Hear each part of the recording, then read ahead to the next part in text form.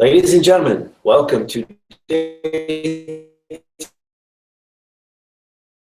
We have some new faces here, some old faces, and we have there. Welcome everybody in Internet land. This is a version of my Life 101 talk, and I decided to put a new spin on it, and I enjoy your feedback when you have it. Let me know how I did. I'm honestly asking for feedback here, folks. So let me share screen. I've got a PowerPoint presentation here. And we'll see if we can bring that up now. All right. Do you see it on the Liberty.me feed there? Okay, excellent. Great success. Okay, Life 101. I was born an ugly space duckling. Why do I say that? Well, there I am. You can decide whether or not that's an ugly space duckling. I always thought I had big ears. My older brother went to great lengths every day to assure me that I had ears larger than Dumbo the elephant. And this may have been a contributing factor. I thought I was an alien. Maybe not quite literally. I often would refer to myself as a mutant. But I was also born in sort of late August. Not so late that I would have gone in the next year of school, but like I was the youngest person in my class every year. And for a little boy, that usually meant that I was the shortest, slowest, weakest, last to be picked for all the sports teams. It was not a popular good thing to be. And I'm not just saying that, or just that I felt that way. My mother, bless her soul, is from Mexico, and she's all of about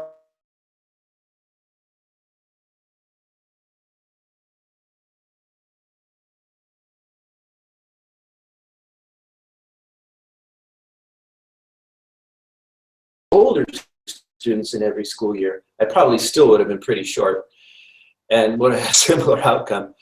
Genetics can be a bitch and it can be a blessing. But there are a lot of things to understand at the time. One was that I was very bored in school.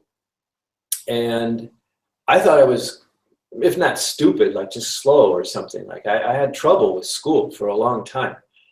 And I look back on it now and I understand I was just bored and I wasn't paying attention. But at the time, I really, had these type of concerns. They took me to psychologists. They measured my IQ, and I don't need to reveal that, but let's just say it's not in the middle. It's farther up than that. But at the time, I really thought I was slow. I had few friends, and one of the factors for that was probably my space alienness in my own self. Another factor was that my family moved. I was done with school. I had been to 20 mysterious transfer student. In the real world, being the new guy, the outsider, you have to break your way in. And if you're not an extrovert, that can be challenging. For a long time and throughout my school career, I really had no girlfriends. That was a hard thing. And I honestly, this may seem crazy. I mean, I'm not thinking that I'm material for GQ magazine, but I actually thought I was ugly. And this is not a joke. I thought I was an unattractive human being. And that would explain a lot of what happened around me. And it seemed like everybody else understood things that I didn't. Like other guys who are idiots, they could get girlfriends and they talked and they understood each other. They laughed about things that I thought were idiotic. I just seemed like I was from another planet, that they spoke another language, or they had instincts. They were another species that I was not, because they just brainlessly know what to do, and I would not know what to do. So, and this is kind of embarrassing, but it's true. I really felt sorry for myself. I used to imagine that, I'd be famous in the future and there'd be a documentary and there'd be this sad violin music, while poor little Lobo is walking home from school alone. Kind of pathetic, but that happened. I did feel that way. And as a teen, particularly a younger teen, this manifested itself in a great deal of anger. I was pissed off at the world by that time, and I was extremely destructive. I broke things, I burned things, kind of like Buffy the Vampire Slayer. Hey, that gymnasium needed burning down. I was manipulative. I understood enough psychology intuitively at that point to pull on people's emotional levers, the teachers, the parents, and other units around you, the ones that try to control you. You try to control them right back again. If I look at myself the way I was kind of not a nice person at the time. I'm not real proud of who and what I was at, say, 13, 14. Then life started happening. And life can be interpreted in a broader sense than the literal one, as we all well know. First, this is going to sound arrogant, but it is what it is. I did find out that I was actually not stupid in school, just I was bored, and I could see that I was smarter than other people, that I understood things I didn't. I didn't know how much smarter. And I'm not sure that I even believe in IQ tests as they are today. Anyway, that's not the point, and I'm not trying to brag. But this was a big revelation for me, because I had felt stupid. I had felt, burdened by lack of understanding. And then when I understood that these other people couldn't understand many of the things that I grasped immediately, it was like a rebirth. And instead of feeling angry at all these people around me, I actually started feeling sorry for them. That's not really a great emotion either. It's kind of an arrogant thing. But it was a whole lot better than feeling miserable at the time. The other thing I found, very much to my surprise, was that I was good at some sports. And I'd never been a jock. I'm not built like a football player even today. And I'd always been terrible at sports. Last kid picked for the team and so on. But I found that if I started running, then I could just keep running. A small, light body was actually good for running. And if you ran away from school, which I did a lot of, you could run really far in an hour. So I started jogging. I also picked up ice skating. And I didn't play hockey, and I didn't learn to ice dance. I would like to learn how to ice dance. But just the skating itself, the joy of gliding along the ice, the feeling it gave me was so much fun. I got really good at it very quickly. I also picked up skiing. I picked up a lot of sports that were not group sport. I'm still an alien at this point. I still feel like an ugly duckling. But I understood that if I was a sport that I could do myself and that I enjoyed and that I could get better at, I actually got a lot better than most of the other people. And in my senior year of high school was when I learned how to ski. And I actually got a medal from the school for the fastest learner. I wasn't the best skier, but I went from 0 to whatever very quickly. Then I met a girl. That didn't last long, but that was my first girlfriend, also my senior year of high school. First real girlfriend, first girl who actually kissed me, didn't run away screaming, or something. And then I kind of maybe got the idea that maybe I wasn't ugly to everybody. She didn't think I was ugly. I didn't think she was ugly. So some of the things that burdened me as a child, one by one, they started falling away. Like encounters with reality started smashing these incorrect ideas that I had. And they were just ideas. They were things that I had in my head that if I look back on it objectively, there's no wings on this duck. These incorrect ideas started falling away one at a time as reality asserted itself. And then at college, there was Ayn Rand. And I do not consider myself an objectivist in the sense of being a follower of Ayn Rand and a person who believes in her doctrine and dogma. I do consider myself an objectivist in the sense that I believe in the objective reality of the world that we live in, which was her definition. And I have to give credit where it's due. I owe Miss Rand a huge intellectual debt for just, not smashing one idea that was holding me back or another idea, but like hundreds of them, just totally destroying the intellectual fantasy I was living at the time. By that time, I was a hardcore socialist. And not only that, remember, I realized I was smarter than other people. I had decided that what the world really needed was one big government to control all these idiots. And obviously somebody as smart as me should be the one running the government. And not only that, this is so corrupting. I'm just a kid. Not only did I already have the idea that somebody like me should be running the government, I thought that if I ran the government and I kept all these monkeys from killing each other all the time, that maybe I deserved to have the big limousine and the airplanes and what other things that heads of state have, because I would be doing such important work. I'd already talked myself into being Lukashenko even before I knew he existed. Sorry, inside joke. I talked myself into wanting to become a dictator to save the world from itself because I was so smart. And Ayn Rand destroyed all of this. And I can't give enough credit to Ayn Rand for just simply explaining how capitalism works, how the importance of freedom, why control and domination and authoritarianism doesn't work. All these ideas, it was like a religious conversion. And I'm just thankful that I didn't become a religious devotee and could think independently and still criticize. But it really changed my life. And remember how I said when I was 13, 14, I was a very angry and destructive young man. I was manipulative. I was not a nice person. I think I can say that in some part of me wanted to be nice, wanted to be good. But Ayn Rand gave me the intellectual framework for an ethics that made sense to me. Another part of this story is that I was never very religious. Maybe as a little kid, I wanted approval. I adopted the religion of my parents. But at some point, I became aware that there were other religions, and I couldn't prove mine was right and theirs was wrong. So I just decided I wasn't going to believe any of them until somebody gave me evidence. And I'm still waiting for that evidence.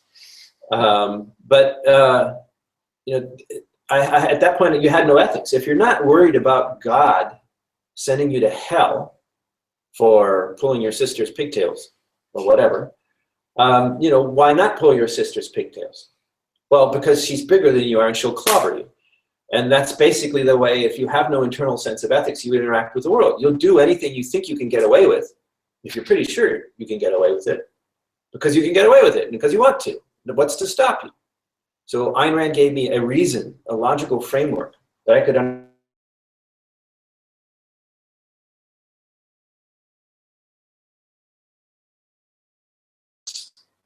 And so I became an ethical human being. Sometime later, there came Doug Casey. And I talked a little bit yesterday about the attitude, the bad attitude I had about money. And my Money 101 speech is coming up. So I won't repeat all of that. But I had another paradigm shift in my attitudes about money and my desire to get serious about money. And not coincidentally, after I changed my mind about money, suddenly I started having more money.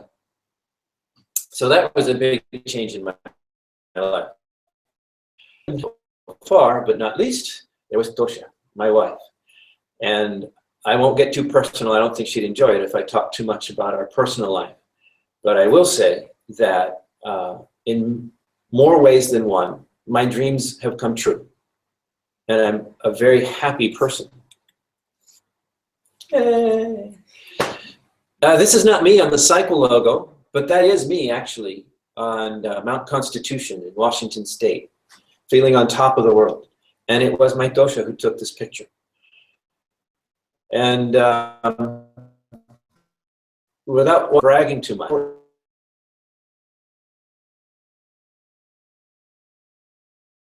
happy human being.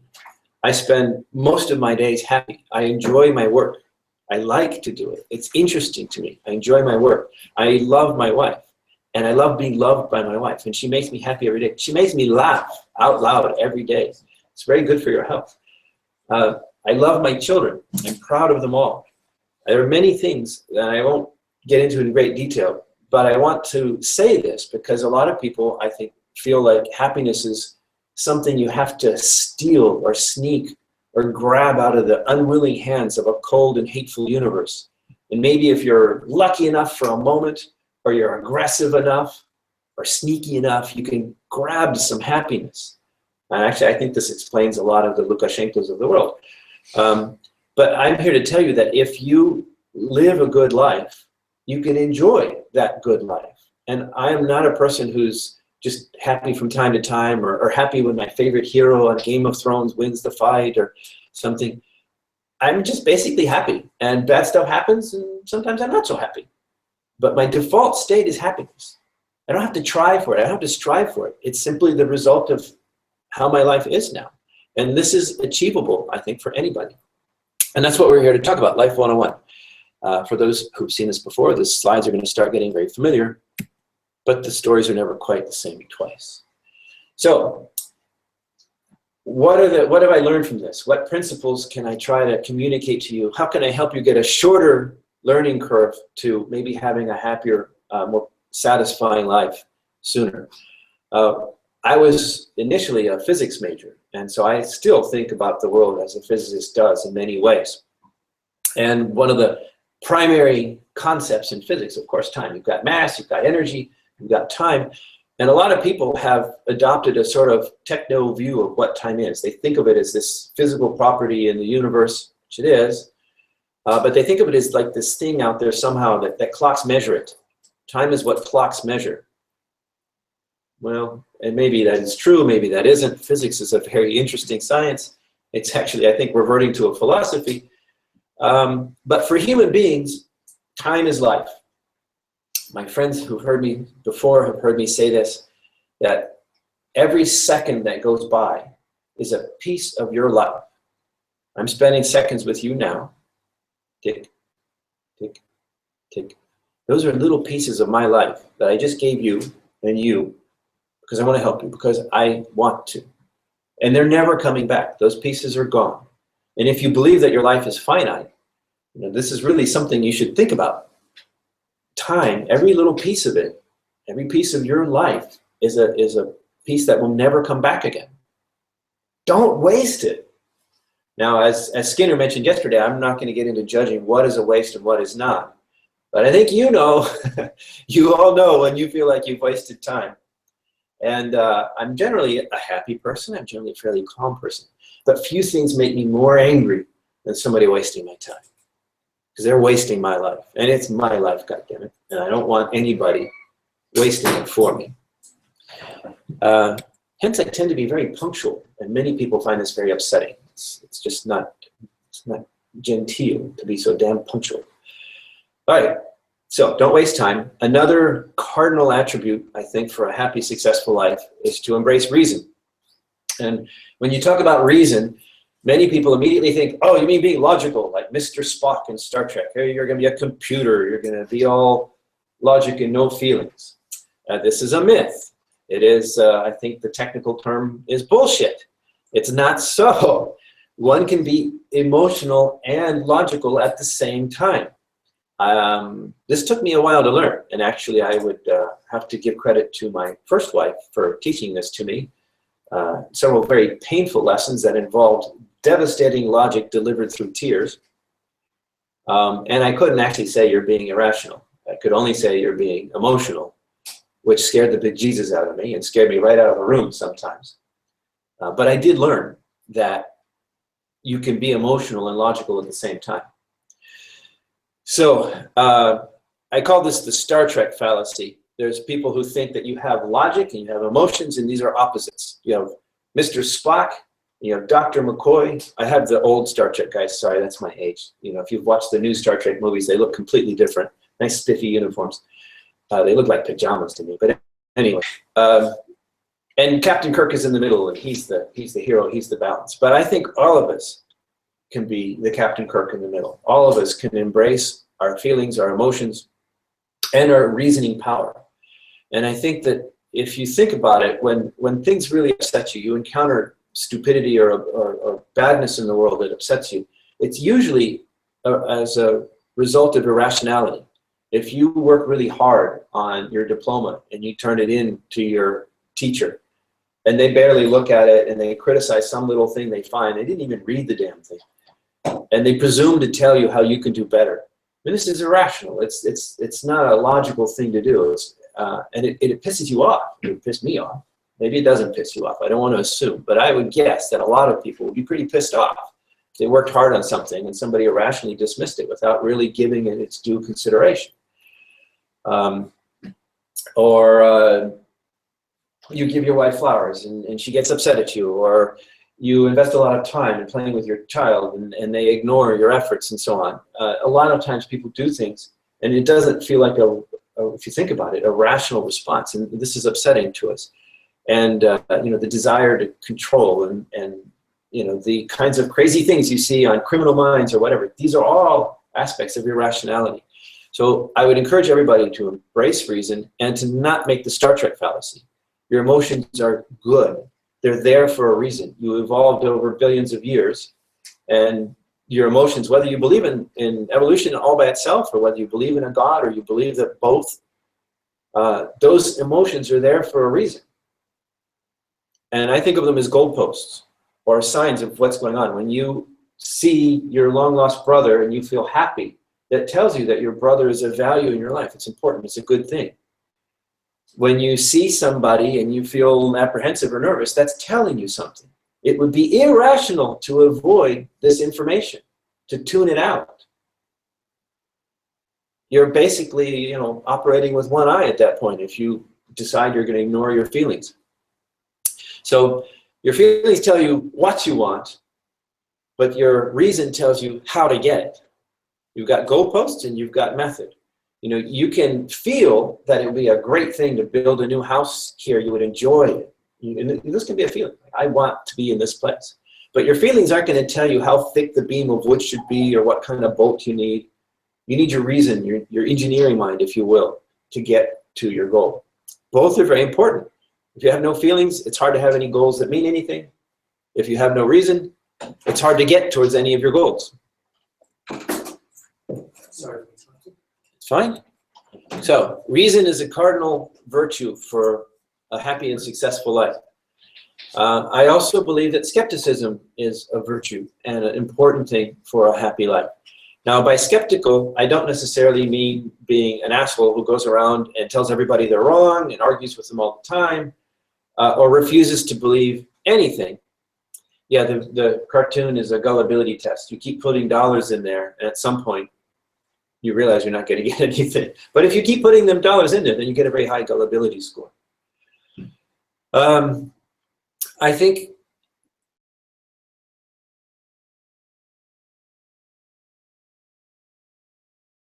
prove anything conclusively. And in fact, in science is not the process of proving anything. Science is the process of exposing hypotheses to tests. A hypothesis survives disproof. We have reason to believe it. If it fails, then that hypothesis was wrong. We look for a new one. That's what the scientific method does. It doesn't deliver ultimate truth of the universe. If you see a TV scientist says, well, my experiments have proven blah, blah, blah.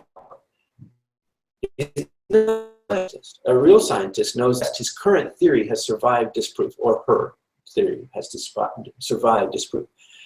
But skepticism is very important.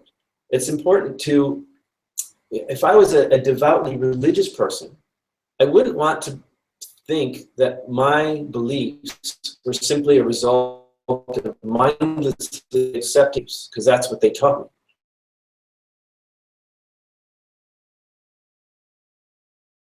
Person. But I apply the same thoughts to everything. I don't want to believe that hitting people is wrong just because my parents told me hitting people is wrong. I want to know if there's a reason for that. And I apply this to everything. And you should question everything and everyone, including me. This is one reason why I love Eddie so much. It's because he won't listen to anything I say without questioning it. And I'm proud when Eddie says, oh yeah, I agree with that. Eddie was one of our speakers yesterday, so if you missed that talk, you can look for Eddie Balchiconis, and you will know what I'm talking about.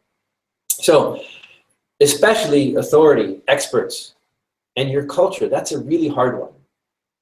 If you grow up thinking that pancakes should be thin, large, round things, or you grow up thinking pancakes should be thick, small, round things, you have a sense of which one is right. And I'm being a little bit silly. There are much more important cultural things. But neither one has to be right or wrong. It's just a pancake at the end of the day. And other things have more weight. If you grow up in a culture where you think women should be covered up and only their eyes visible, it seems very jarring and wrong to see people from other places that are not like that. If you grow up in a culture where the idea of anybody having to cover themselves up more than they want to is bad, then the people who want to cover some of the people up seem barbaric, scary, wrong. But if you grew up on either side, it would seem perfectly normal to you. And I'm not at this point going to take sides on that particular debate, but I am going to say that whichever one you come down on, whichever one you believe, you should ask questions and you should come to it independently. You should also question yourself. If you remember how I started the story, the ugly duckling story, I had all these ideas, these negative ideas about myself that were a huge burden. There are many things I never tried, never would have done because I didn't think I could succeed, or I didn't think I was good enough, or I didn't think I would be wanted. And like the sports example, that was really stunning to me. I always just assumed, well, even when I realized I wasn't an idiot and I had a brain that worked, I always figured I would be like the nerd who was never sporty, because that just wasn't me. But it turned out that idea wasn't true either. So you should question yourself, question your thoughts. You should introspect. You should analyze yourself, question everything. But don't doubt yourself. To question just means to ask. It doesn't mean to assume a negative stance. And this may sound mathematically impossible, but I think the average person is much higher than average. And what I mean by that is so many people go through life without doing any of these things, without questioning, without embracing their reasoning abilities, that they perform at such a low level. It's like subsistence farming of the mind. And so much more is possible. All you have to do is try, and you will be way above average, because most people don't even bother. So as far as this whole skepticism question goes, the point is not the skepticism itself. The point is not to be a professional skeptic, to be a Thomas the Doubter or whatever. The point is to seek truth, because truth is powerful. Truth about yourself, truth about the world, truth about economics, politics, whatever. The goal is to seek truth. And to seek truth, you have to ask questions. You can't be dogmatic. If you're ever sure you have the truth, you stop looking for it. So you have to always be asking questions. You have to be skeptical. The failure is not an option attitude. These are some of my fun Papa Lobo stories. The first time I heard the expression failure is not an option, I thought, well, that's stupid. Of course you can fail. Everybody fails sometimes. Even the best of us fail at times. And of course, that is true. But the point of the saying is that if you have an attitude that failure happens, oh well, I tried my best and that's as much as it is, you will fail more often than if you have the attitude that failure is not acceptable. We cannot fail. As in the Apollo 13 movie that popularized this movie, we have lives at stake. Failure is not an option. And so the engineers rise above themselves and come up with all kinds of crazy ideas to save the astronauts that they didn't know. Those of you who've heard these stories before, I apologize, but we have new people, especially online, so I'll tell some of these stories. The back door story, very quickly, is one of my mother's stories, my very tall mother. We got home one day, I was in kindergarten, I was 5 years old. We got home one day, she couldn't find her keys to the front door. I was 5 years old, and my immediate response was, what are we gonna do? We'll be out here all day, it'll be hot, what about lunch? And my mother looks at the 5-year-old child and says, you're thinking about problems, think about solutions. What a thing to say to a 5-year-old. This is exactly what my mother said. But the moment she said that, I thought, oh, what about the back door? I was standing there at the front door wailing, and oh, wait, but the back door. So I went around the back door, and the back porch that enclosed the back of the house with mosquito netting was closed. But I knew already how to get a little twig and open up the lock, you know, the lock that falls down in there, and open that up. And then the back door itself was not locked. So I went through the house and I opened the front door proudly and I let my mother in. But that is, I have to say, 45 years ago, and I still remember thinking about problems, think about solutions. The BLT story is another mother story. We were in an airport restaurant in Portugal in 1973. This was not the most customer service-oriented establishment in the world. And for some strange reason, 8-year-old little Lobo wanted a bacon, lettuce, and tomato sandwich, a BLT. There was no BLT on the menu. But my mother loved me. And so she asked the waiter, can we have a BLT in Spanish? We didn't speak Portuguese, so I guess Spanish. Communication problems might have, I never thought of that. Communication problems might have been an issue. But she asked him for a BLT, and he said, no, that's not on the menu. We don't have that. And she said, well, do you have bread? Yes, we have bread. Okay, I'd like an order of bread. Do you have tomatoes? Yes, we have tomatoes. I would like a tomato, please. And you have bacon. And she ordered all the pieces, and she made me a BLT. And this may seem like an extremely sort of silly thing to do. She was spoiling me or whatever. But I never forget that. There was no BLT on the menu, and she got me the BLT. And so now, when people say, "Ninja," to me, it's impossible, you can't do that. My first thought is, what? If you tell me it's impossible, I want to find the way to make it possible. This happened to me here in Lithuania. One of my first visits, I was at what is now the Crown Plaza Hotel, and I saw the TV tower out the window, and I wanted to walk over there. And I went to the front desk, and I asked the concierge, how do I walk to the TV tower? And he said, oh, that's not possible. You should take a taxi. And so, of course, I had to walk there. And this involved climbing through fences and falling down in the forest and getting very muddy and things. But I got there. So maybe don't take this too far. But the failure is not an option is a very important thing. The FedEx story is some years ago, actually, I fell in love. There was a Belarusian girl I was very taken with, and I had arranged to visit her in Belarus. And this was a big problem. This was a big ordeal at the time. You had to get these visas, you had to get invitation letters, and you know, it cost money and time, and you had to buy your airplane tickets before you got the visa, and you had to have all your hotel arrangements. You had to spend all this money and then apply for the visa. And I travel a lot, so I can't just send in my passport and wait for a couple months. But we worked it all out, and I had a narrow window of opportunity. I sent off my passport, and I sent them a FedEx envelope to send it.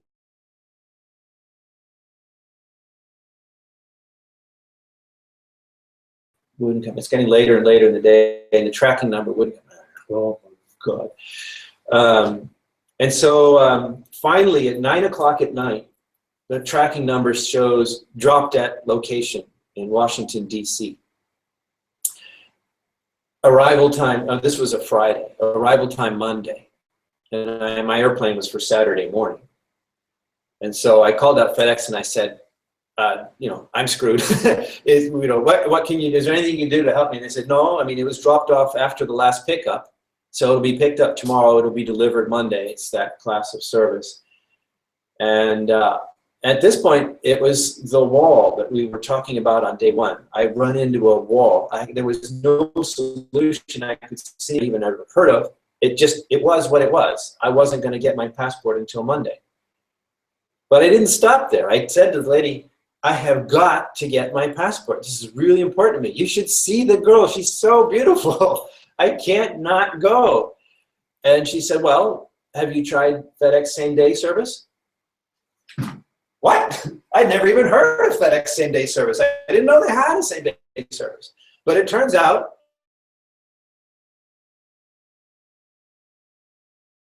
hire a courier to go pick something up, take it to an airport, give it to the pilot, and hire another courier to take it from the airplane and bring it to you. So my $19 FedEx package turned into a $500 FedEx package. But I got my passport Saturday morning. You know, the FedEx guy came, would you sign your, you know, I jumped in the car and I'm ripping open the package and my passport. My visa's there, and I got to the airplane and I made it to Belarus on time. But that was a clear example of failure with just not an option. I had to get there, even though I didn't know how, and it worked. And I'm allowed to tell the Dosha's caviar story. It was somewhat FedEx related. Dosha loves caviar. Dosha's my wife, and she loves caviar. And we live in Puerto Rico now, and Puerto Rico is a very hot tropical island. There's not a lot of caviar lying around. It's very hard to find caviar, and not the best caviar, if you find any at all. And one of the problems is if it goes shipping to Puerto Rico, it might sit in a container for some time and get hot and get ruined.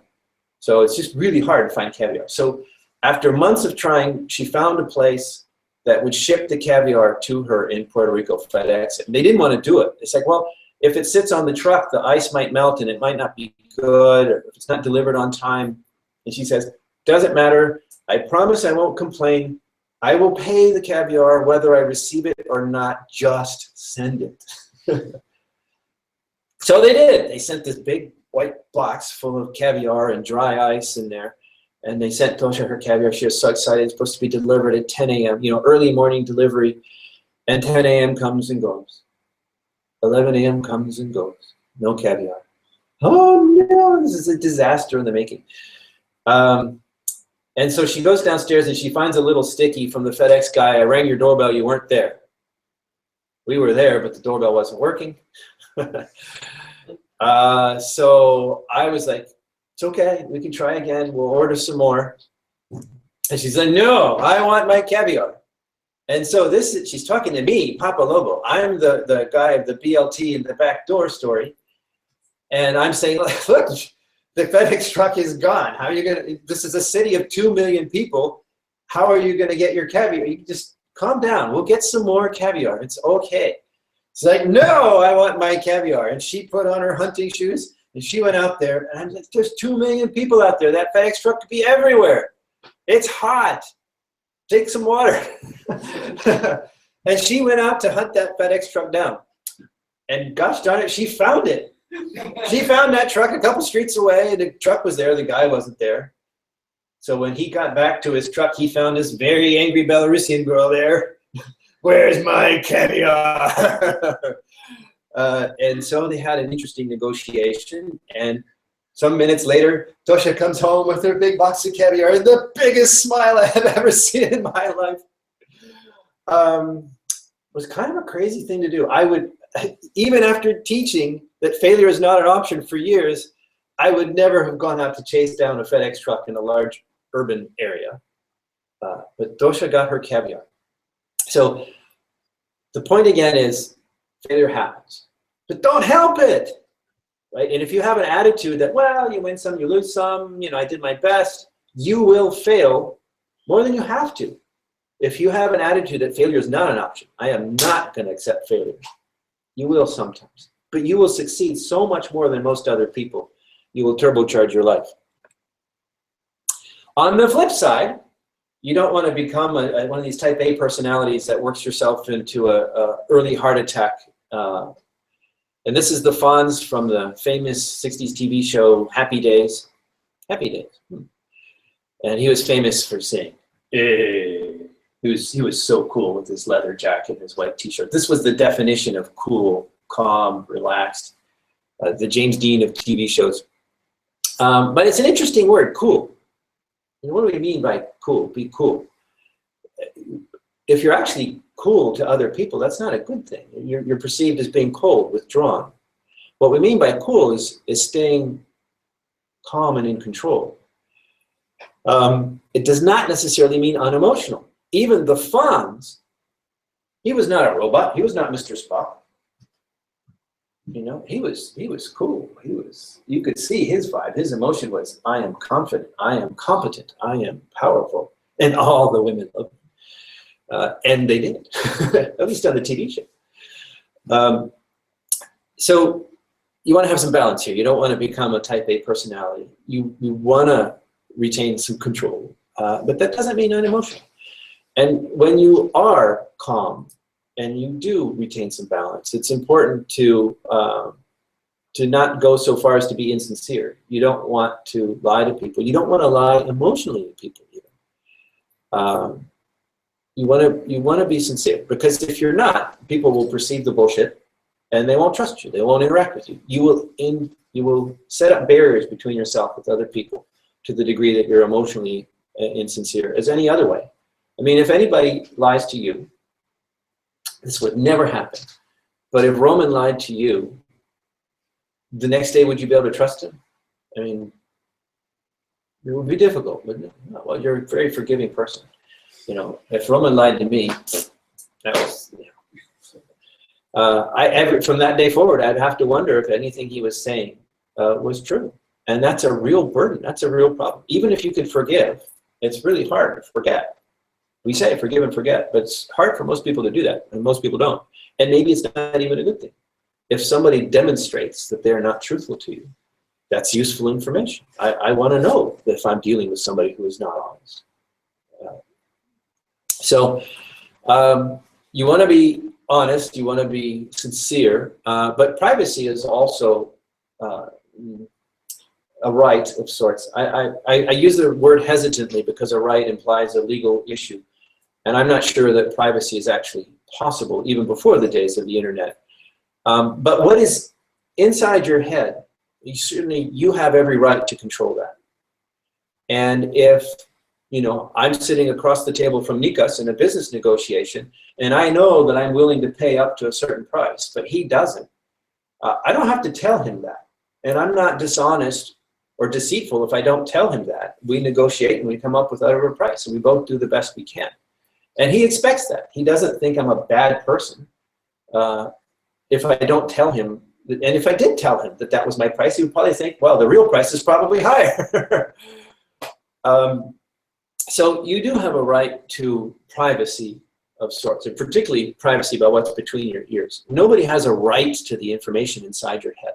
I would even go so far as to say not even your spouse has a right necessarily to what's inside your head. I would say that honesty with your spouse is more important than almost any other kind of honesty, or even any other kind of honesty. It's extremely dangerous to withhold anything from anybody, 10 times more so with your spouse. So I'm not saying that holding secrets is a good thing. But if you have a flashing annoyance, say, she turns on the music too loud, or he comes home with all the beer but none of the wine you asked for, you know, you may feel this anger, and in a second it's gone. You know, what good would it do to express that? It's no longer there. It's not even true anymore. But if the moment you felt that you started being all this anger, you would inject anger into the conversation to no useful purpose. These are the kinds of things I'm talking about. So this is kind of one of these things to relax about. You want to be sincere, but you don't want to be hyper about being sincere.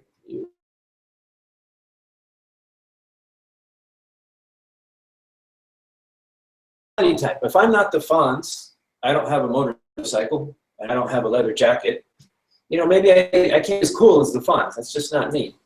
But you can learn to calm down. You can learn, and certainly experience can help you to learn that many things that seem like emergencies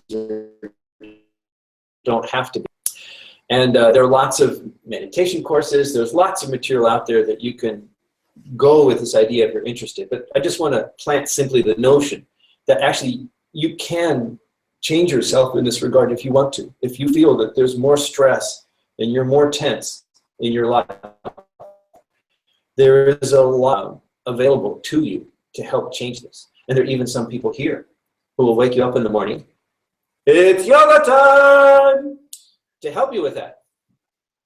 So relax. You know, life is good. It can be great. Relax. Let it happen. Go with the flow. We took sincerity and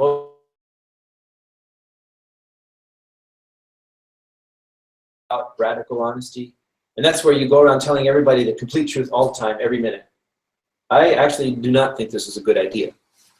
You know, if I will choose my brother for example, because I think he will forgive me. If I walk up to Virgus and I say, Virgus, it's great to see you. Wow, you've lost a lot of hair. And boy, you know, your beard is much whiter than it was last time. And I just start like free-flowing with all my thoughts. And, you know, you put on weight too. Is that a stain on your shirt? Oh my God, where did you get those shoes? You know, if I did that, I would have no friends. I would have no business. I would, you know, I'd be a very lonely person very quickly, even if all those things were true. Now, there might be 2 people on the planet that would really enjoy that. Most wouldn't. And I'm not saying, therefore, I come up to Virgus and say, Virgus, you look younger than ever. How thick your hair is. Can you tell me what shampoo you're using? Those are not the only alternatives. The main alternative is, hi, Virgus. That's okay. It can be hard, to be honest, but it does make life easier. I remember once talking to one of my students I met here in Trakai, and talking about honesty and talking about my way of being. And I told her, I said, I'm too lazy to be dishonest. Because if I tell you story A, and I tell you story B, and I tell you story C, I need to remember those stories to make sure that I have the right answer and I follow up with the right. That's a lot of work. And if A and B and C ever get together, I'm screwed. Right? That's to try to keep them together. Now you're really in a sitcom situation where I try to stand between A and B. You know, oh, look over here. Look at that. You know, it's not comfortable. It's not fun. Life is so much easier. If you just tell the truth, you don't have to keep track of those stories. And you know how dogs, they say like a dog, even if his eyes are covered, with his nose is so sensitive, he can smell where the person has wandered through the kitchen, opened the can of dog food, gone to the trash can to put the lid there, and gone to the bowl. He can almost see the path of the person through the kitchen with just his nose. I don't know how anybody could really know this, but that's what they say. And the point of the metaphor is that human beings have a nose for bullshit that would put any dog's nose to complete shame on these things. I mean, people just get this sense. You know, they can feel it. They may not be able to articulate it, but body language is enormous. I mean, you think your words coming out of your mouth are communicating. The words are just this little bit. Your whole face is flashing signals. Your body's flashing signals. And people can detect bullshit. So it's really actually hard to be a good liar. And there are people who are psychopaths or whatever that are good at it. But if you're not a natural-born psychopath, it's a lot of work. It's not worth it. And in fact, honesty can be of value, not just because it prevents problems between you and your spouse or your friends or whatever, but the thing itself has value that people recognize. And in my business and my friendships, it's all, I think a lot of it is driven by the perception of my integrity. But it's interesting to me, and particularly my business. My whole business is basically writing advice to my readers, investment advice. In order for that advice to be anything, they have to believe it. You can't believe somebody you don't trust. So my entire business, which is a multi-million-dollar business, is driven on the value of trust, of honesty. This is not just a life virtue, it is a business asset. And I do believe that your integrity is essential to your happiness.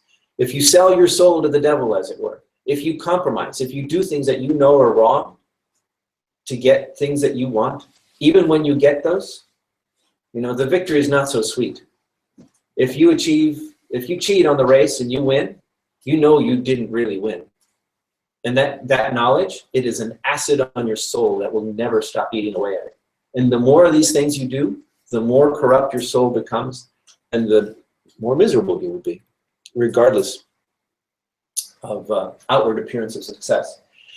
So the seventh habit here is another thing that I think is an essential component to a happy life, a successful life, an enjoyable life.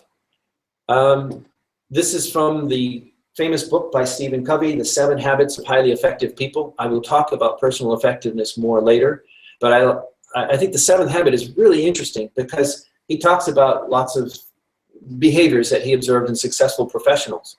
But the 7th habit may surprise people. The 7th habit wasn't getting up in the morning on time or setting alarms or being good at delegating. The 7th habit was that really successful people that Covey interviewed, they all had some kind of mission. They had a purpose. They had a reason for what they were doing. And the reason wasn't just to make money to take home and feed the family. They wanted to endow a charity to fight cancer because they had lost a brother to cancer when they were younger or something like that. Or there was some kind of overarching goal in their life that motivated them.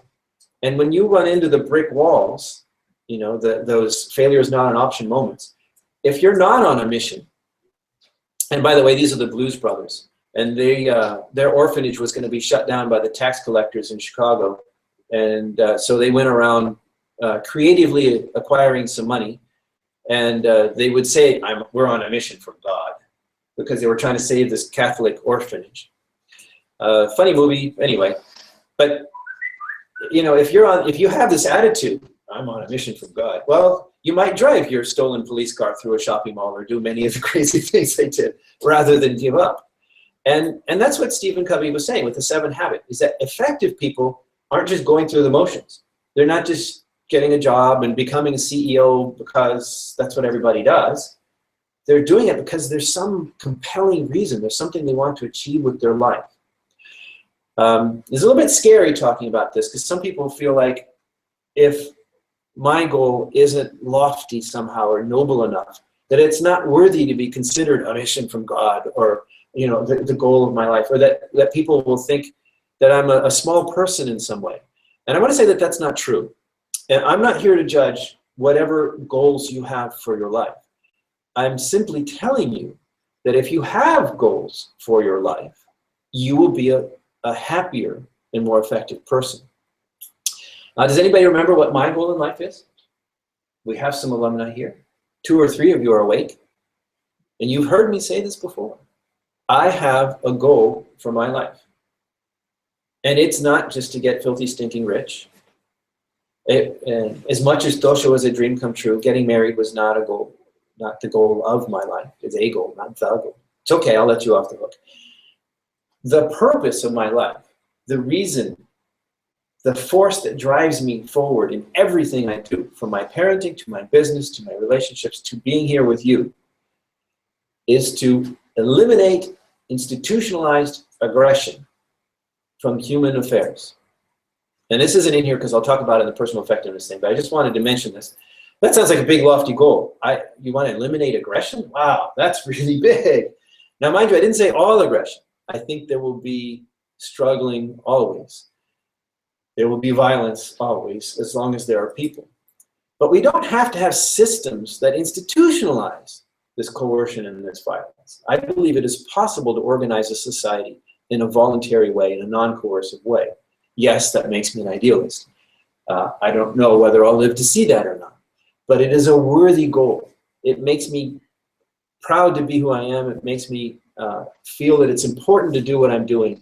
And it gives me energy at all times in all things.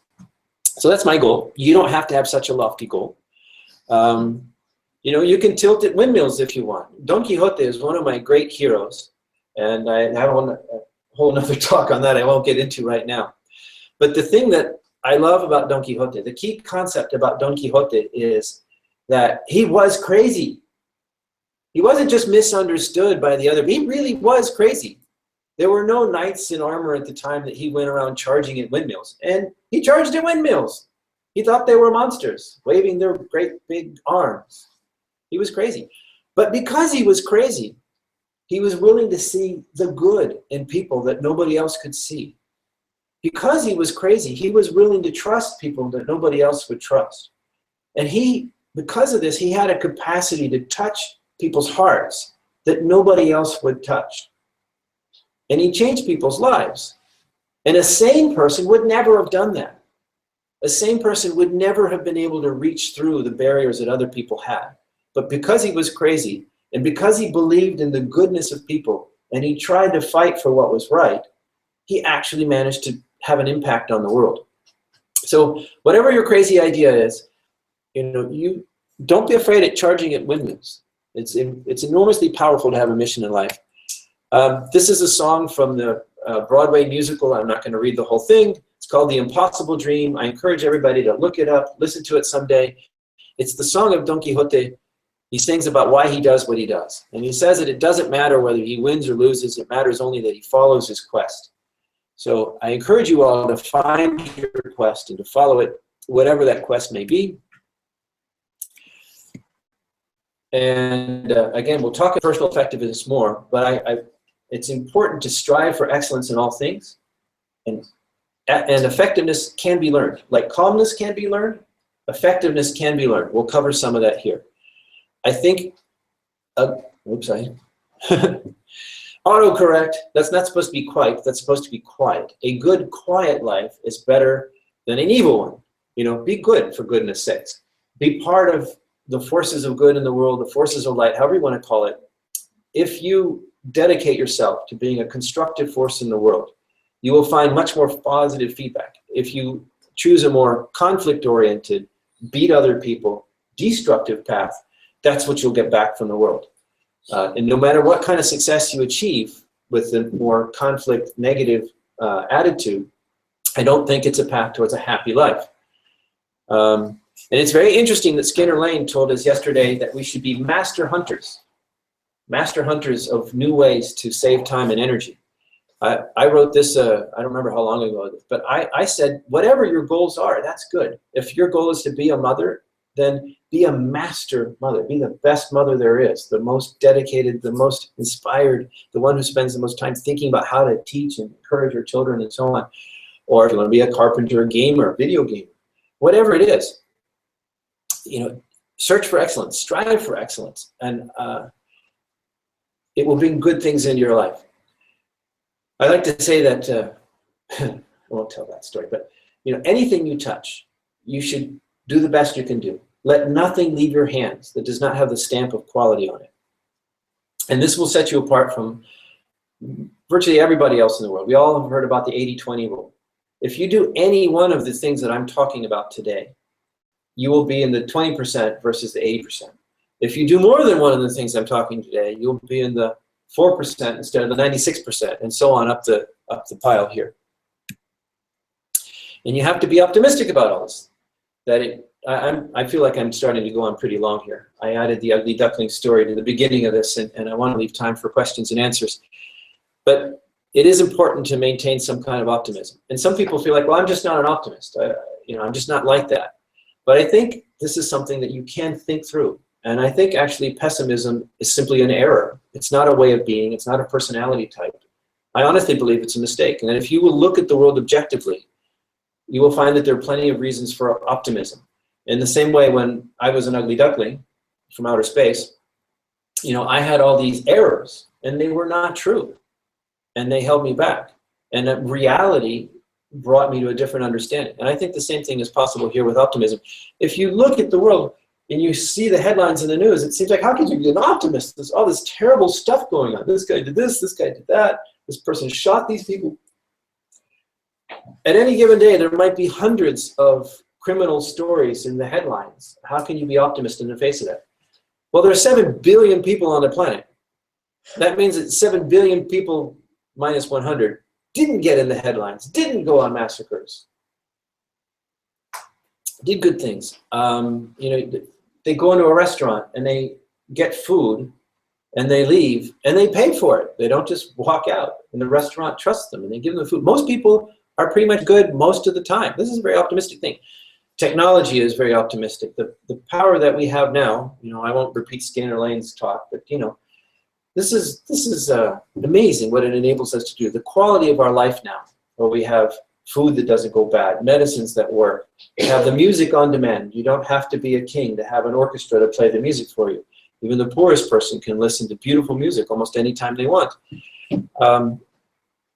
These are all good things. Another important aspect of the optimism, though, is that it sort of is contagious. And if you're the sort of person that walks down the street like this, you know, how many people are going to want to do business with you? Or how many, if you're a guy and you're looking for girls, you know, is this the way to meet a girl? You know, not likely, unless it's Mother Teresa. Whereas if you are bright, bold, confident, people like that. They're attracted to that. Now, there's a trick here, not really a trick, but people have a stumbling block because they're like, well, I don't want to be a pretender. I don't want to pretend to be confident if I'm not. Well, I don't want to encourage anybody to be dishonest. We're talking about the value of honesty. But if you can honestly look at the world and see the good of it and be as confident as you honestly can, you're putting out a positive message to the world. And people love that. People want to be around positive, confident, powerful seeming people. And you will find that the feedback you get is positive, and that will reinforce your confidence. So in some ways, it seems like a catch-22 or a paradox, that you have to be confident to get the feedback that enables the confidence. But actually, that's a positive thing, because if you can choose to be confident just for today, this wonderful thing happened, I'm confident today. You choose to be confident, then you'll get that powerful feedback, and it can enable continuing confidence. You do have a choice in this, and positive thinking has a very attractive power, and you can choose to think positively. I also like to tell people that you should live well, because you may live a very, very long time. The medical technology that's happening now, you know, they've got rats regrowing legs, and all kinds of things are, even not just in the laboratories, they're starting to come out of the labs that will affect our lives. And I disagree with what Skinner Lane said yesterday on the one front, in that I actually don't necessarily believe that I will ever die. I think it's possible that the medical technologies that are developing now will give me another 100 years maybe. And the technologies that will be developed over the next 100 years are almost beyond imagining. And you know, maybe it's clone bodies, maybe it's transferring my mind, whatever that is, to a new. I don't know what I don't know what form it'll take. But I'm an optimist, and I see the accelerating pace of change. And so I think my generation may be the first generation for whom death is an option. And I honestly, sincerely believe that in the future, the largest leading cause of death will be boredom. It's not going to be cancer and that sort of thing. Those will be fixed. So that's a reason for optimism. It's also a reason to get all your ducks in a row, ugly or not, like I'm talking about. Because you may live a long time, and that would suck if you were miserable. And then probably you wouldn't live so long. Okay, and we talked yesterday about aiming high, because if you aim at the target, the arrow will fall down. So you want to aim high. In my mind, you want to aim for the stars. Don Quixote sings a song about the unreachable star. Well, I don't think the stars are going to be unreachable for that long. I'm actually extremely optimistic about the future. It's so exciting. And some of you guys here are working on some of these projects. You know, AI software will be so empowering. I'm not a person who's afraid of the Frankenstein monsters that are going to come terrorize us all. I think smart systems are going to enable us all, give us godlike powers in short order. And that's exciting to me. I think that's fantastic. I look forward to the future. And by the way, I don't think the crazy governments of the world have a ghost of a chance of keeping up with technological change, which makes me very optimistic. So, end of the story here. I almost take this slide down every time I look at it because I'm not a huge Nike fan. But I like the slogan, and I'm not going to blame the words on where their source is. I think if you remember nothing else from today, it all boils down to attitude and the enabling, the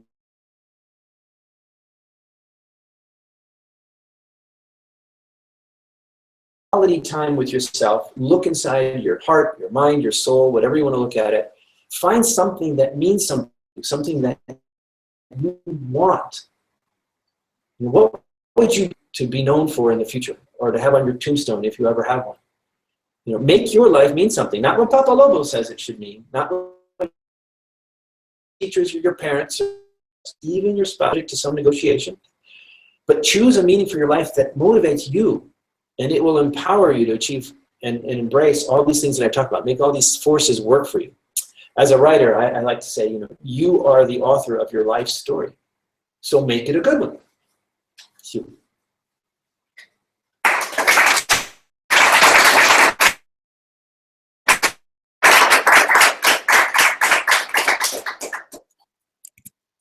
Alrighty then. So, any questions? Have I lost my mind? You're still on there. Oh, did we not get the slides going? Yeah, they were. Oh, no, I know I'm on air. I'm trying to unshare. But it seems to have unshared by itself. Hola, mamacita. Okay. Sorry. Any questions?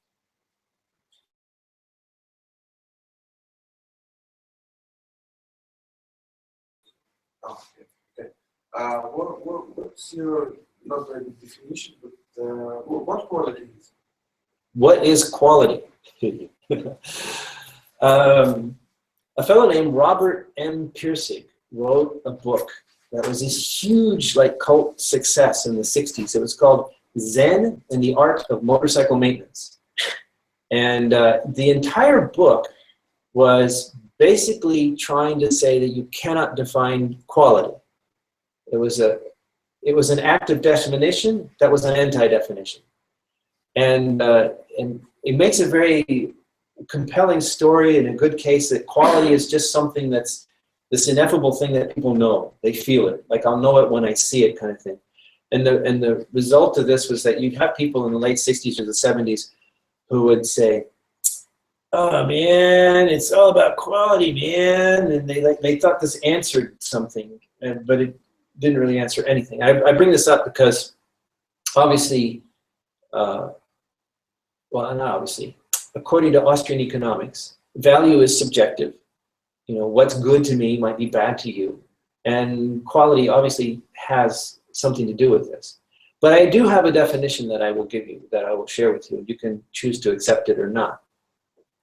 And in my mind, quality is evidence of intelligence in something, whether that something be a wood carving or a motorcycle system or a computer program, a book, an idea, a relationship. When something has quality to it, and then somebody who knew what they were doing, who had some gift or some power to create in this environment, they did something that was good, that was better, that was more fun, more tasty, whatever. It has this excellence, this quality. And that comes from applying their mind successfully to making it the best it can be. So to me, it's an evidence of intelligence applied to any task or good or thing. And you can have a quality life, because I know you're a smart boy. Yes, sir. You started talking about life expectancy and probably eternal life. Do you think that if the life expectancy increases, the quality of life can be increased to a person? Yes, I spoke about life expectancy. If the length of life increases, can the quality of life increase as well? I will again disagree with Skinner Lane to some degree. I am very much an optimist. I'm a techno-optimist. I think the future will be so much better than most people can imagine. I think the problems of survival, physical survival, and eating, and that sort of thing, and staying warm, and these are trivial things in the future. The amount of energy there is to be harnessed, the tools that new sciences will bring to us will make it so that the struggles in our life will not be to feed ourselves or to have a house. The struggles in our life will be to give meaning to our lives, to make our lives enjoyable, to make them have quality. And it can be a struggle, because if you just go with the flow completely, if you just follow the path of least resistance, then you might end up in the 3D virtual version of YouTube of the future, wasting away or something like that. But the tools will be there, I think, that for those who want to have a meaningful, quality, powerful, satisfying life, can be there. And in fact, I'd have to say, if somebody wants to waste away for centuries watching the 3D YouTubes of the future, and that's their idea of great, that's their right. They should be able to do that. But yeah, I actually do believe that life not only can be longer, but so much better, so much more enjoyable. I think there's a lot of nonsense that we have to deal with now. Government structures such as they are, and a lot of the bickering between not just the governments, but the peoples around the world over natural resources. I mean, in the larger universe of things, with the sciences that are being developed now, natural resources are not scarce. I mean, there's no reason to be squabbling over scarce resources. They're not scarce. The universe is abundant. I disagree with Skinner on that. The universe is abundant if you know how to tap into it, and we are getting there. So it will be a choice. Remember what I said, the leading cause of death? I think it'll be boredom. But for those who don't choose that, what they can do, what they can create. It's interesting that Skinner talked about being a master hunter in the creative economy.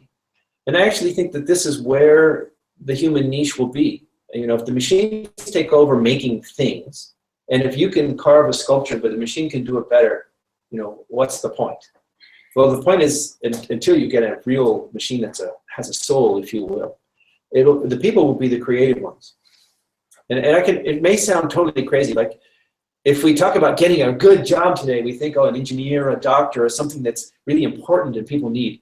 And these idealists, they're artists, they want to sing songs, they want to write books, and that's not a very practical career path. Actually, I can see a future in which the real value to be created by persons in the world will be the creative. It will be the content creators. The machines will take care of the structure and the stuff, but it'll take creative people to visualize, say, a new world that other people will enjoy and so on. So I can see a future that is really rewarding for people who are awake, aware, alive, who want to create. Does that answer your question? Yeah. Yes, ma'am. I have two questions. Okay. One is as I got it, you have had some switch from quite socialist views to libertarian. And now, do you feel that your philosophical views are still developing, or do you see that they can change somehow, from these basic standards? Yes. I get the question. Because I will forget. Just don't forget your second question. The question is, I used to be, I think I would have even consciously used that word, and then I went through this shift, paradigm shift, and became more libertarian, more freedom-oriented. And do I think my ideas are still evolving? Will I change? Will I go back to being a socialist or become something else in the future? Well, remember what I said about the purpose of skepticism is to seek truth. So, hoping that I'm a person of integrity, I would like to believe that if I discover some new truth that tells me that my current political philosophy is wrong in some way, that I will have the courage to face that truth and change my ideas to conform to the new data that I've just been provided.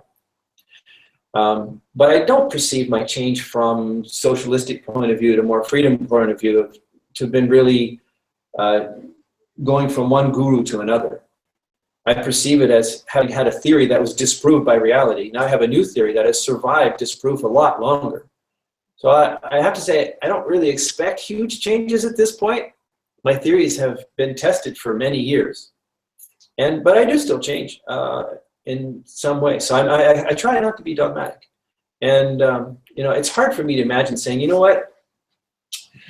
I used to think freedom was a good idea and that we should get the government to let people create and prosper. But now I really think we need a committee to run the world, tax everybody completely so they have no money and the government spends all the money and does everything wisely. I think this would work better. I have a hard time imagining that could happen. But if the data was there, maybe I would have to consider it. What I do see changing is sort of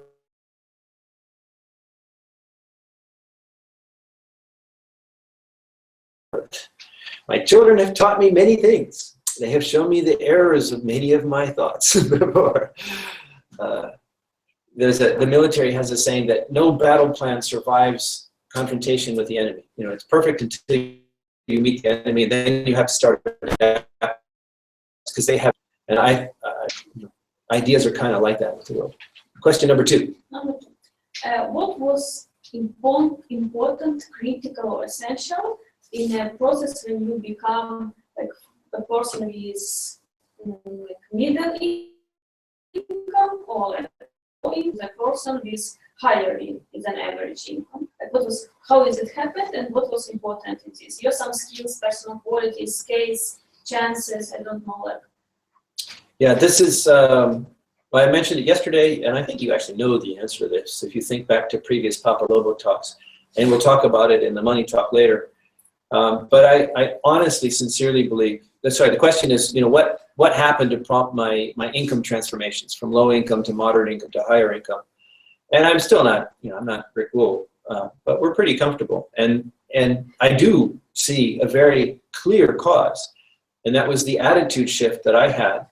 I used to have a negative attitude about money. Like money wasn't the most important thing to me. I was a libertarian. I was working to save the world. All I wanted was to have enough money to feed my family. When I made the decision to get serious about money, to learn about it, I really, even being a capitalist, in theory, I had very little experience with the actual real thing of capitalism, and I never really thought about it. So I just decided I was going to learn about money and how to invest it. And it was less than 2 months later that Doug Casey offered me a job, which involved teaching me all about finance. And the starting salary was twice what I had ever made before in my life. It wasn't doing what I thought I would be doing, but it was now teaching me something new that I wanted to learn. And if my attitude had still been negative about money, I wouldn't have taken the job. And that opened, and it was after that that I started being able to contribute funds to make these cycle things happen. I mean, it's so much more fun to be the person writing the checks than the person asking for the checks. And I honestly, sincerely cannot stress enough that I believe the entire change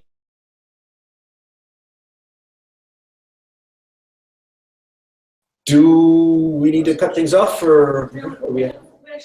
we should, but we did have one or two comments and a question online. Okay, we can try to go in. Yes, my name is Quinn. I'm from AZForce.com. I have a question about your thoughts on cryptocurrency, especially with your goal to battle against. I understand the question. My thoughts on cryptocurrency are longer than we probably have time to get into now. This is a good topic.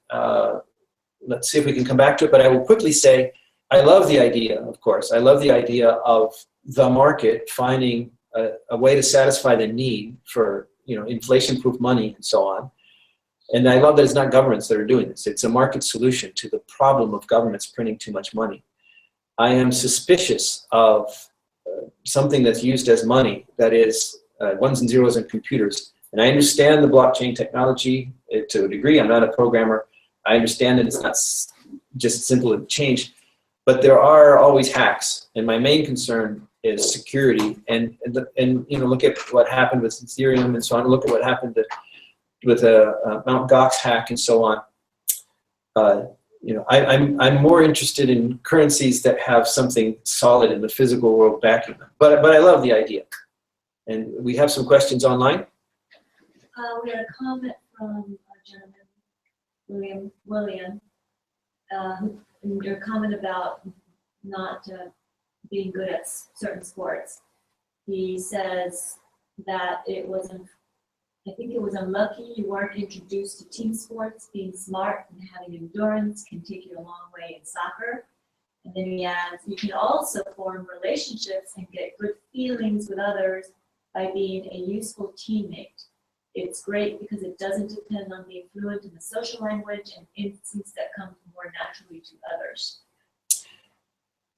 Well, okay, so I don't know if the online audience could hear you reading. The question / comment was, it's unfortunate that I focused on individual sports and that there are lots of good things to be learned from team sports.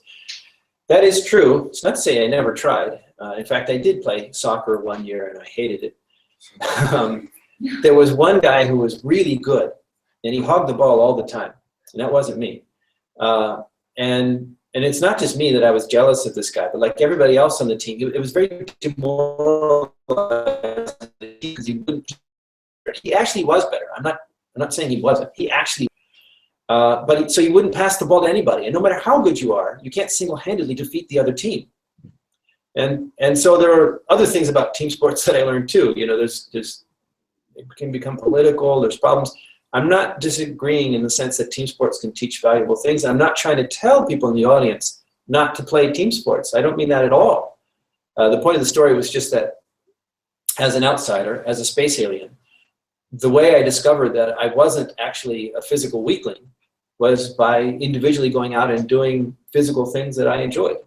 And those were individual sports. Yes, ma'am. Somewhat, and then the same person asked the question, do you want to live on Mars? Are you really not concerned about AI taking over or something? Do I want to live on Mars? And I'm really not concerned about AI. AI, real artificial intelligence, is becoming evil like some of these movies that have Franken monsters. I would be interested in Mars. I'd be even more interested in going farther away from the governments of Earth. At some point. Space is a big place, and I kind of like the fact that in the time that the Americas were being colonized, it took months for ships to get there from Europe, and you never knew for sure that they were. I think it's a large part of why freedom was able to blossom, because it was just too bloody far for the powers, the big powers of the world, to control them at the time. Yeah, I'm gung-ho to go. This is one of my intermediate goals. One of these days, I want to build a spaceship, or if Jeff Bezos does it first, maybe I'll buy one from him. Am I worried about AIs? No. I think the worst likely case scenario, and I think Hawking was saying this, is that AIs, true AIs, or AGIs, general intelligences, as Skinner was talking about, is that they may not care about people. If they wake up someday and they have their own goals, if we get in the way, that might be too bad for us. But it's hard for me to see Skynet waking up someday and hating people, and just wanting to kill everybody. I don't see a reason to fear that, or for that to happen at all. I think the systems are being built to help us, and that's how it will start. And as they do help us, our powers will increase too. There's this idea that eventually the true artificial intelligences will be so godlike that even enhanced human beings won't be able to keep up with them. Maybe that's true, but the universe, again, is a big place.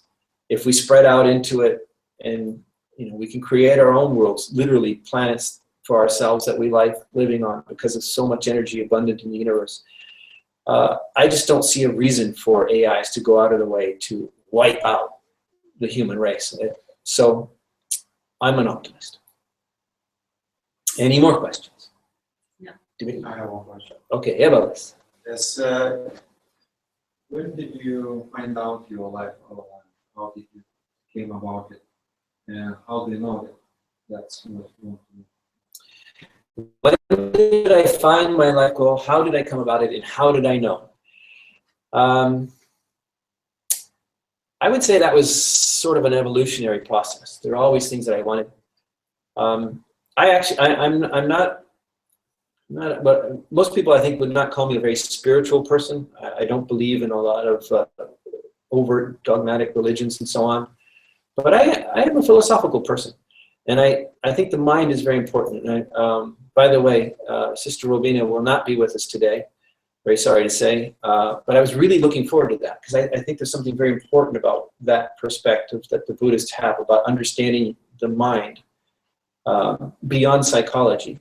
And what I'm saying is, I didn't become a transcendental meditationist or something like that.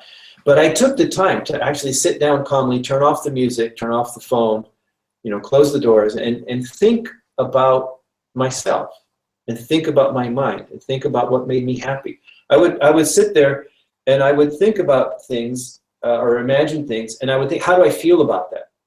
I would imagine, my child's face, and feel happy.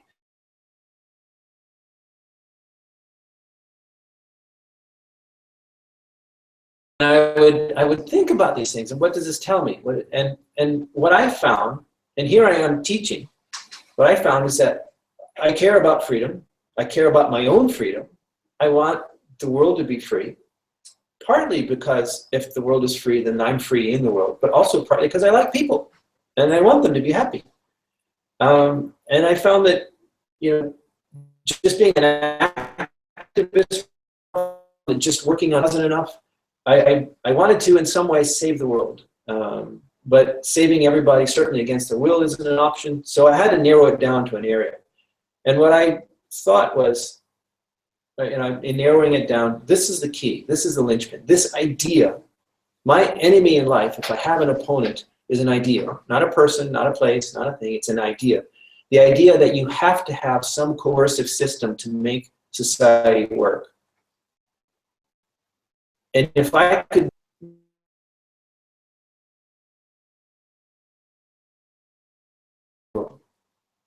and I got excited about that. How did I know? Because I got up in the morning, I was excited about the idea. I got up in the morning the next day, I was excited about the idea. I'm still excited about that idea, 30 years later. So it was a process of introspection, and then when the right idea came to me, this is the key, this is the thing. If I could do this one thing with my life, or if I could even move towards that goal, and maybe somebody else actually hits the target for me later, that would be a great thing. I could go to my rest with a smile on my face. Okay, thank you very much. We need to, okay, our online audience, our next session, unfortunately, is canceled. We had technical difficulties with our guest. We're very sorry about that. If we can get her on at some later date, maybe we'll have a mini session with just her on Liberty.me. I would love to recover the value that we hope to deliver in the next hour. But if not, that's not going to happen now. So free time, and we'll see you for, what's the next session after that? Sasha. Sasha Kudrytskaya's session. That will be at 1 o'clock, Lithuanian time. Okay, so remember, you need to click on the next link, not the next one, post next one. We'll see you around. Thank everybody very much.